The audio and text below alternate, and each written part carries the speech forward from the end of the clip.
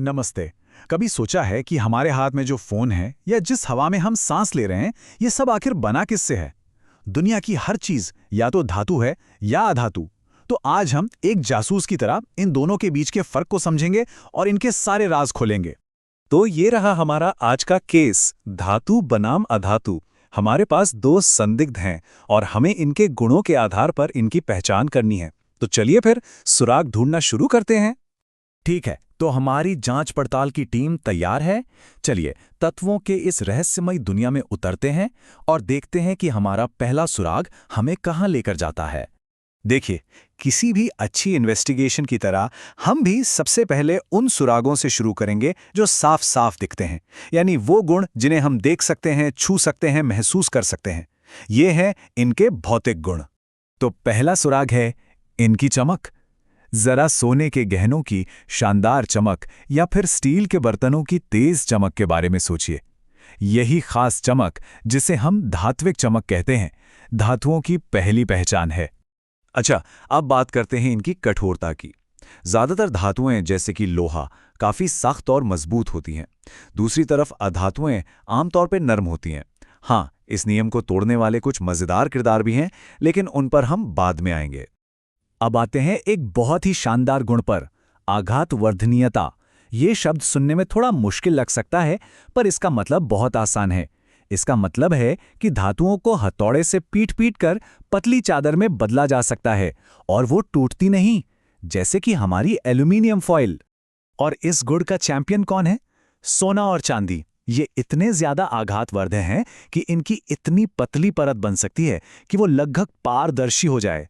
तभी तो मिठाइयों पर चांदी का वर्क लगा होता है। इसी से मिलता जुलता एक और कमाल का गुण है तन्यता। इसका सीधा सा मतलब है कि धातुओं को खींचकर पतले पतले तारों में बदला जा सकता है। हमारे घरों में जो बिजली के तार हैं, वो इसी गुण की देन है। जरा स्क्रीन पर इस नंबर को देखिए, 2 किलोमीटर। कोई अंदाजा है कि यह क्या हो सकता है? इसका ताल्लुक हमारे अगले और बहुत ही हैरान कर देने वाले सुराग से है। और ये रहा जवाब। यकीन करना मुश्किल है ना? सिर्फ 1 ग्राम सोने से 2 किलोमीटर लंबा तार खींचा जा सकता है। ये दिखाता है कि सोना कितना अविश्वसनीय रूप से तन्य होता है। तो धातुएं लंबी तारों में खींच सकती हैं, पर क्या वे अपने अंदर से कुछ गुजरने भी देती हैं? बिल्कुल। धातुएं ऊष्मा यानी गर्मी के लिए एक सुपर हाईवे की तरह है। एक सिरा गर्म करो तो गर्मी तेजी से दूसरे सिरे तक पहुंच जाती है। इसीलिए तो खाना पकाने वाले बर्तन धातु के होते हैं। वैसे चांदी और तांबा इस मामले में सुपर हाईवे हैं, तो सीसा और पारा किसी ट्रैफिक जैम की तरह। अगर धातुएं गर्मी के लिए सुपर हाईवे हैं, तो क्या बिजली के लिए भी हैं? एकदम। बिजली भी इनमें से बड़ी आसानी से गुजर जाती है। इसीलिए तो सारे तार धातु के बने होते हैं। और उन पर जो प्लास्टिक या रबर की परत होती है, वो बिजली के कुचालक हैं, जो हमें झटके से बचाने के लिए एक सेफ्टी गार्ड की तरह काम करते हैं। और हमारा आखिरी भौतिक सुराग है इनकी आवाज। जब भी कोई धातु किसी सख्त चीज से टकराती है, तो एक खास गूंजने वाली आवाज पैदा करती है। इसी गुण को ध्वनिक कहते हैं। कभी सोचा है स्कूल की घंटियां हमेशा धातु की ही क्यों बनी होती हैं? अब इसका जवाब पता चल गया।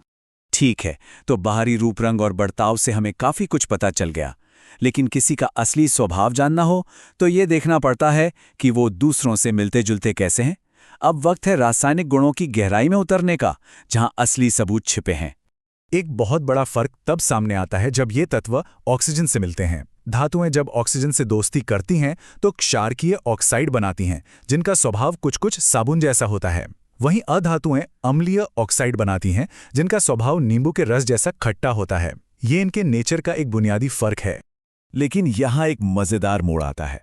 सभी धातुएं ऑक्सीजन से एक जैसा बर्ताव नहीं करती। जैसे कि पोटेशियम और सोडियम, ये इतने ज्यादा रिएक्टिव हैं कि हवा में आते ही आग पकड़ लेते हैं।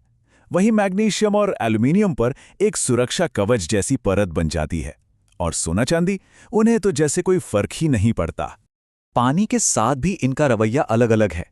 सोडियम जैसी कुछ धातुएं तो ठंडे पानी में भी हंगामा खड़ा कर देती हैं।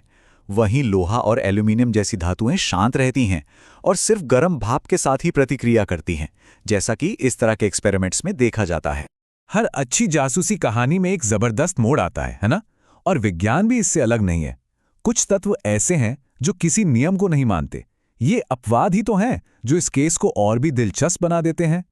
तो मिलिए इन नियम तोड़ने वालों से। नियम कहता है कि धातुएं ठोस होनी चाहिए, पर पारा तो एक द्रव है। नियम कहता है अधातुएं चमकीली नहीं होती, पर आयोडीन में चमक है, और जहां धातुएं कठोर होती हैं वहीं सोडियम और पोटेशियम इतने नरम हैं कि मक्खन की तरह चाकू से कट जाते हैं। कमाल है ना? अब हमारी जांच अपने आखिरी पड़ाव पर आ चुकी है। हमने सारे सुराग और सबूत इकट्ठे कर लिए हैं। अब वक्त है इन धातुओं को उनकी प्रतिक्रियाशीलता यानी उनके केमिकल एक्शन के आधार पर एक लाइन में खड़ा करने का। तो जब इन धातुओं का सामना एसिड से होता है तो एक साफ रैंकिंग सामने आती है। मैग्नीशियम सबसे तेजी से रिएक्ट करता है, इस रेस में सबसे आगे। उसके पीछे हैं एल्यूमिनियम, जिंक और फिर आयरन। और तांबा, वो तो इस रेस में हिस्सा ही नहीं लेता, कोई प्रतिक्रिया ही नहीं करता। इससे हमें इनकी असली ताकत का पता चलता है। और आखिर में एक खास बात, हमने कहा था कि सोना किसी से प्रतिक्रिया नहीं करता है ना। खैर, एक्वा रेजिया नाम का एक ऐसा शाही घोल है जो सोने जैसी मजबूत धातु को भी अपने अंदर घोल सकता है। यह दिखाता है कि सही हालात में सबसे अड़ियल किरदारों को भी झुकाया जा सकता है।